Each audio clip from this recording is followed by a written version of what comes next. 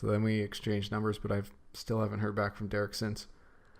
The best way to bet the NFL is win totals. In this win projection series, you will get to see the logic behind Big Ryan the Fat Guy's win total projections and how you can win whatever contest you decide to enter for the 2018 NFL season. Fat Guy, we're talking Chiefs today. 2017, they had 10 wins. Talk about their season. 10 wins, and they made the playoffs, and then blew, a 21-point lead? Got shut out in the second half of a playoff game against Tennessee. So I don't really know how to feel about it. And then they ended up dumping their quarterback. So, yeah, it looked good. Division was weak, and playoffs were weak. A little bit unsettling, let's say, for the Chiefs of old. And going into 2018, Andy Reid is still the coach. He's gone 183 and 120 for his career, a 60% winning percentage. He's still one of the best coaches in the league, even though a lot of people are quick to jump on him. Well, if he had a stopwatch and he kind of figured out how to, control the clock properly at the end of a game, he might have a little bit more clout around him as far as the community is concerned. He might be the best to never win. If you look at his coaching tree, it's quite impressive. Andy Reid is a quality coach. I'm always excited by the types of offenses that he employs. They're trendsetters, more or less. Like, remember the shovel pass from last year? That was totally an Andy Reid thing. I'm sure he grifted it off somebody else, but the league has taken notice of plays like that. And at offensive coordinator, they have Eric Bieniemy. Eric Bieniemy. I know he's been a running back coach within the collegiate and professional ranks, but I'm sure it's still Andy Reid's baby, the offense. Anything that he does do will be under review from Mr. Reid, let's say. And it's hard to just dismiss Bieniemy because the Chiefs running backs have been excellent between Charles, Spencer Ware, Charcandrick West, and now Kareem Hunt. Okay, well, you start with Jamal Charles, which obviously I'll agree is one of the better running backs in the last 10 years, and you ended with Kareem Hunt. Yes, one of the best rookie seasons we've seen in some time. Quite an amazing game against the Patriots as well, especially when you start with your career with a fumble. Now, the guys in between, Spencer Ware and Charcandrick West, they're not, okay, let's not get too crazy here, pal. They're all right, I'll give them that, but it's nothing to write home about. And at defensive coordinator, they still have Bob Sutton. Good old Bob Sutton. He's been crooning this defense for some time, although they don't quite look the same as they do before. And I don't think that's Sutton's fault. I think it more has to do with the talent that's on the field. Now let's go over player additions and subtractions. First, start at quarterback. For additions, they've added Chad Henne and Matt McGloin. Chad Henne, a former starter for the Miami Dolphins, and who Dan Marino, I believe, prophesized that he would be the future in Miami. That worked out about as well as Dan Marino's business aspirations. So yeah, he's a backup in Kansas City along with former Raider Matt McGloin, and they are where they are. And at running back, they've added Damian Williams and Kerwin Williams. They added two other guys who were backups on other teams, essentially, where they will be with the Chiefs. Damian Williams, of course, with the Miami Dolphins, had opportunities to take the starting reins, but it never quite worked out that way. He was okay as a backup, I guess, and Kerwin Williams, he backed up David Johnson in Arizona, and they will do the same for Kareem Hunt this year. And at wide receiver, they add Sammy Watkins. I always rip on Sammy Watkins, and I'm going to continue to do so. Sammy Watkins, he was so heralded out of Clemson, but I remember watching college tape along with you, Big Rye, and running bubble screens time and time again doesn't usually translate to NFL success. I mean, he does have some highlight reel type stuff, but this is a guy who has a lot of hype for very little reason. I certainly wouldn't be shelling out the money that the Chiefs did for Sammy Watkins. Can he play? Yes, but is he as good as people think he is? Absolutely not. He'll definitely find his way on the field for the Chiefs this year, but don't expect glowing results. There's a lot of other snaps that he has to deal with in Kareem Hunt and Travis Kelce. Speaking of guys who were overrated a couple of years ago, they also added tight end Tim Wright. Timothy. You always sound like a serial killer when you give like that first full name. From Tim to Timothy. So Timothy Wright. There you go. Timmy Wright. He's one of those tight ends that gets kind of a buzz around them in the preseason because everyone's looking for a fantasy tight end, one that can actually produce because there's so few that actually do. That's a little tip to fantasy strategy. And Timmy Wright never produced. And I expect the same for the Kansas City Chiefs this year. And at nose tackle, they've added Xavier Williams as well as third-round pick Derek Nnadi. That nose tackle position has kind of been weak and vacant since the departure of Dontari Poe. Yeah, we're going to give it a shot. We're going to see how it goes. He'll hopefully be pushed by a rookie, but I don't expect the Poe-type results in Kansas City. And at linebacker, they've added a strong linebacker in Anthony Hitchens, as well as 2 draft picks, one in the second round with Breeland Speaks, and one on the inside, third round, Dorian O'Daniel. Anthony Hitchens was a savvy veteran for the Dallas Cowboys, and they're adding some youthful talent around him. They've been kind of ho-hum at linebacker, especially for the talent that they've had at it. Now, they've lost Derek Johnson, which we'll get to later, and that's definitely going to hurt them, so they're kind of looking to add players. They added Reggie Ragland, a former second-round pick by Buffalo out of Alabama. Well, that was hard to get out, just to kind of maybe patch up that spot. But I don't like this linebacking crew necessarily, despite having bookends in Dee Ford and the immortal Justin Houston. And at corner safety, they've added Robert Golden. Okay. Now looking at players that they've gotten rid of, highlight reel player, well, maybe not a highlight reel player, but a very important player for this team that they've lost is quarterback Alex Smith. I don't know what the big problem is with everyone else in Alex Smith. Oh, he's a game manager. Look up his win percentage, and he played on some bad San Francisco teams. I've always liked Alex Smith, and I still will like Alex Smith. He's a really good player. He's a smart guy. He's athletic. That's another thing you guys don't know. He can run. Well, obviously, if you're a Chiefs fan, you do know. But any other fair weather fan would notice that he's got legs on him. Alex Smith is a smart guy with good arm. He makes good decisions. And he had a couple barn burners last year. If anyone remembers that game against the Jets, he really went downfield and stretched it. He was a decent deep passer last year. He can do it. But it wasn't really working out with the Chiefs brass. So they decided to move on and promote the young Patrick Mahomes, which we'll get to later. And at D-tackle, they lost Mike Purcell. They lost Mike Purcell, but they added Xavier Williams, and they added a rookie just behind him. So it should be a wash there. There's still no Dontari Poe there, that's for sure. Now let's go over the actual names. At outside linebacker, they lost Tamba Hali. Tamba Hali, a staple in this league. One of the better pass rushers the last 10, 12 years. Hard to beat some of the numbers that he's put up. But age has got to him because Father Time never gets beaten, and Tamba Hali was certainly beaten by Father Time. I understand why Kansas City moved on from him, and this should be an amicable relationship going forward, I'd imagine. Tamba Hali was a great player with a great career. He'll be missed. And another staple on that defense for the last 2 years is inside linebacker Derek Johnson. Yeah, Derek Johnson, he's also old and oft injured, so he went to the team that signs old and oft injured players currently, the Oakland Raiders. It's a division rival. I'm not sure it's going to work out there. They had Navarro Bowman last year. I'm not sure if they still do, the Raiders. I don't know if it'll work out for Derek Johnson. I don't know if he still has the legs. So this should maybe be an upgrade for the Chiefs moving on from somebody of that older caliber. But well wishes to Derek Johnson. The Chiefs definitely need a little bit of an overhaul at defense. Another big name they lost is cornerback Marcus Peters. Now, bad attitude Marcus Peters.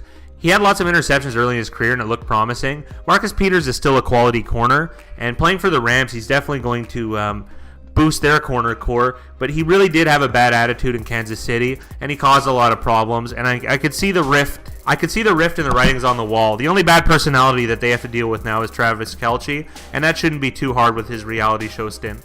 And another big name they lost that didn't really make too much of an impact is cornerback Darrelle Revis. Darrelle Revis, such a bizarre career. He's played for so many teams, and he's supposed to be one of the better players that have played the cornerback position.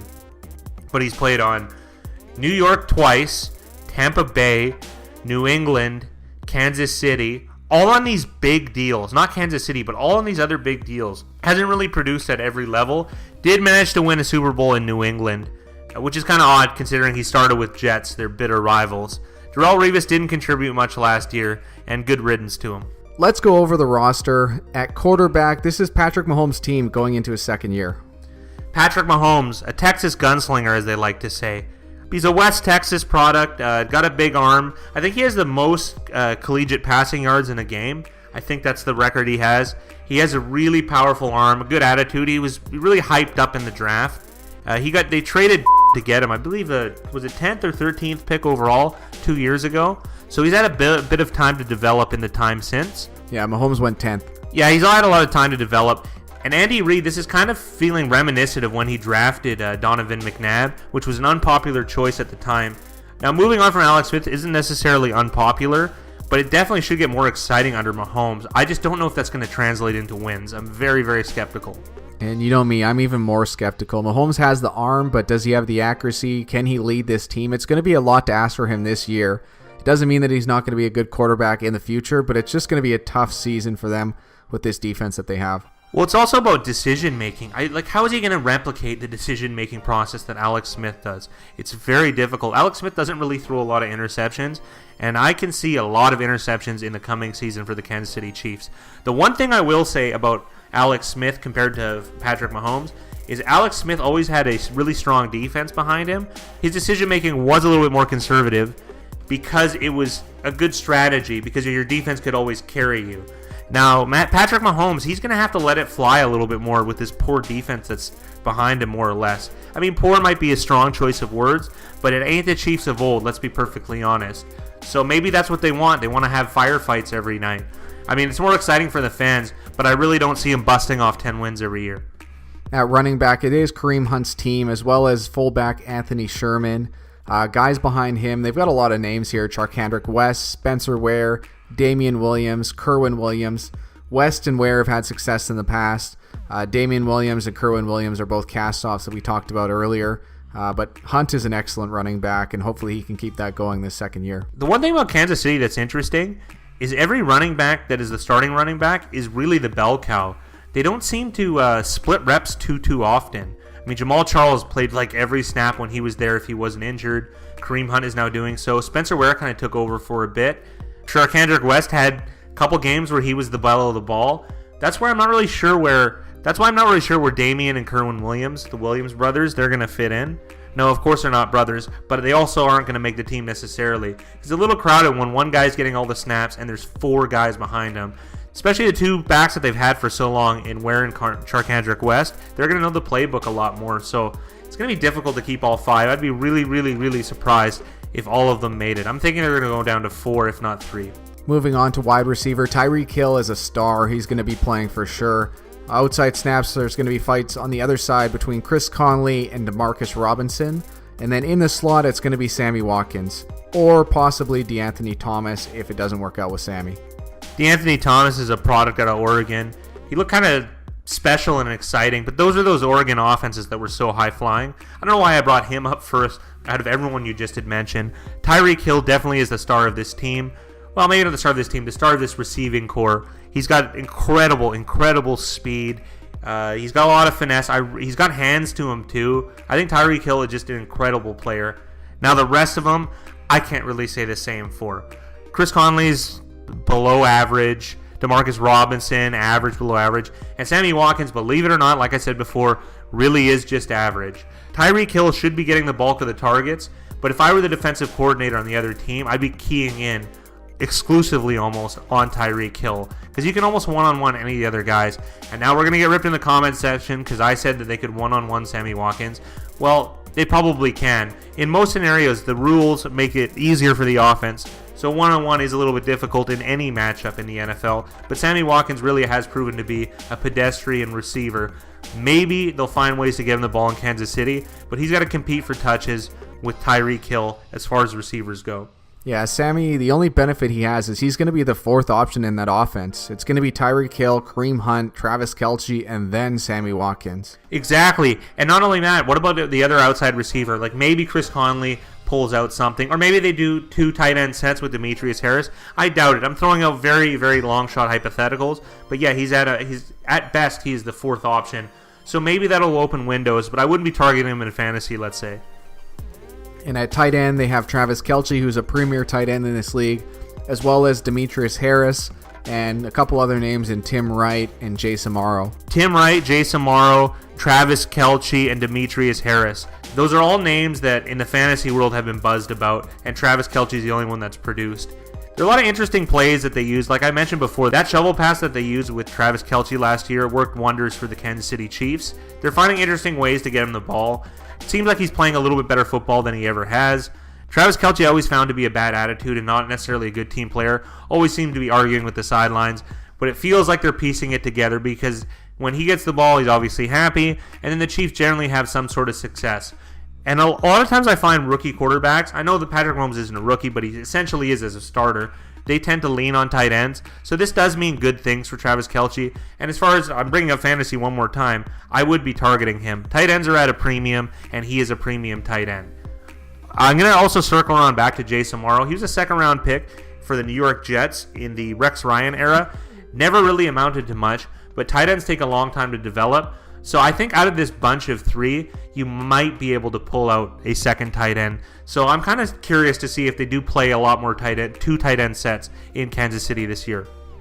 Yeah, well, they have no shortage of guys to pick from with these 4 because one of them is going to be able to play outside of Kelce. I would hope so, yes. Now, offensive line left to right, we have left tackle Eric Fisher, left guard Parker Ehinger, center Mitch Morse, right guard Laurent Duvernay-Tardif. That's Dr. Laurent Duvernay-Tardif. And at right tackle, Mitchell Schwartz.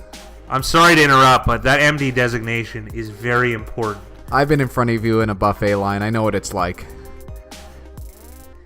Eric Fisher was a first-round pick in a very underwhelming draft that also featured top-tier picks such as Dion Jordan and Barkevious Mingo. Yeah, that all worked out. Somehow he's managed to keep his job because they kind of did a trial by fire with Eric Fisher. They just kept him in and let him work and work and work. And he's worked himself into, let's say, an average left tackle, maybe slightly above average. I don't know if I can quite give him that designation. Now, Mitchell Schwartz came from Cleveland as a right tackle, and he is a premier right tackle in my opinion. The rest of the interior offensive line is, I'd say, bad almost. Bad. Well, let's say below average. We'll give the doctor a little bit of credit. Mitch Moore struggled last year. Parker Ehinger, I believe only played 1 game last year, so how much could you have leapt from that 1 game last year to starting now? I'm not really sure. Laurent Duvernay-Tardif, he's Canadian, much like Big Ryan myself, so that's always a drawback. He's from Quebec too. Ugh. So I'm not sure how well they're going to do in the interior offensive line. But I do have one deductive reasoning point that I'm going to point out here.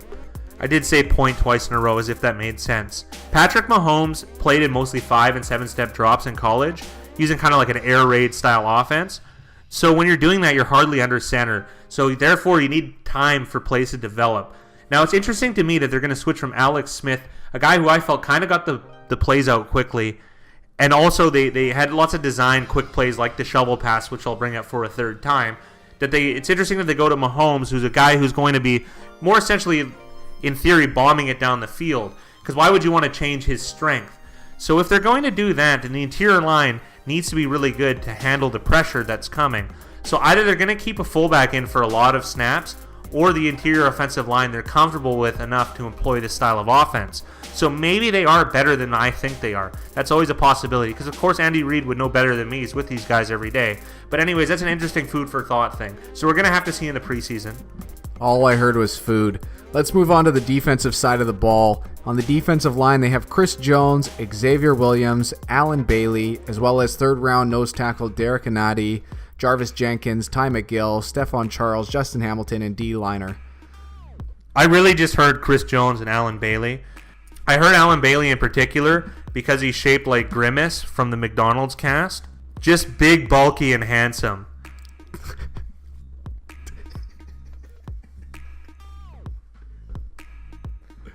How about Chris Jones?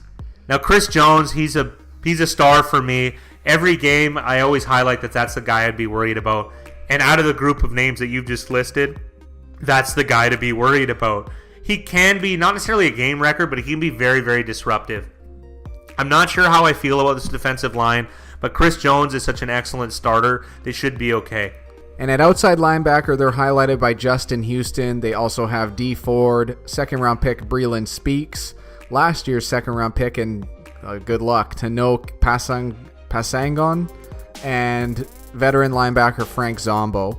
And then moving on to the inside, Anthony Hitchens, Reggie Ragland, and third-round pick Dorian O'Daniel. Someone in the comment section is going to have to correct Big Rye because he doesn't know how to enunciate or pronunciate anything.